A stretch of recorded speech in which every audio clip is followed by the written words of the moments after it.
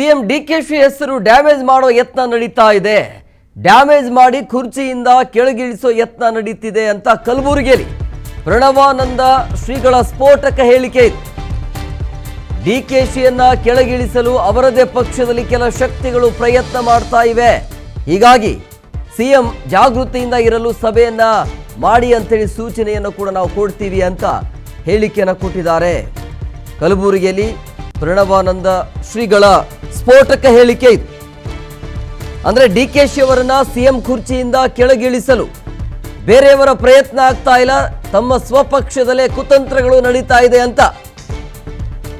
So ಹೀಗಾಗಿ ಈಗಾಗಲೇ CM ಅವರು ಜಾಗೃತಿಯಿಂದ ಇರಬೇಕು ಅಂತೇಳಿ ಸಭೆಯನ್ನು ಕೂಡ ಮಾಡಿ ನಾವು ಅವರಿಗೆ ಸೂಚನೆಯನ್ನು ಕೊಟ್ಟಿದ್ದೇವೆ ಅಂತ ಹೇಳಿದ್ದಾರೆ.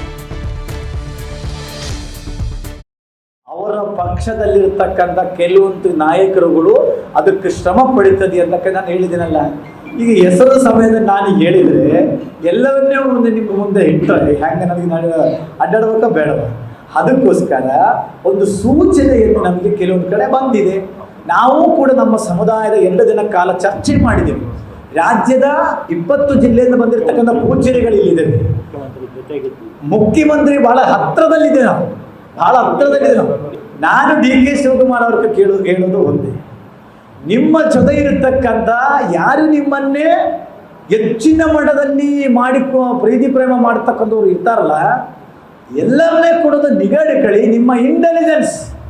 ನಿಮ್ಮ ಇಂಟೆಲಿಜೆನ್ಸ್ ಇಲಾಖೆ ಇದೆಯಲ್ಲ, ಇದು ಜಾಗ್ರತೆ ಆಗಬೇಕು. ಇದು ಜಾಗ್ರತೆ ಆಗಲಿಲ್ಲ ಅಂದರೆ ನೀವುಗಳು ಕೂಡ ಕಾಲಾವಧಿಯನ್ನೇ ಪೂರೈಸಲಿಲ್ಲ ಅಂತ ರೀತಿಯಲ್ಲಿ ನಾವು ಇಳಿದು ಹೋಗಬೇಕಾದ ಪರಿಸ್ಥಿತಿಯನ್ನೇ ನಿರ್ಮಾಣ ರಾಜ್ಯದಲ್ಲಿ ಆಗಬಾರ್ದು.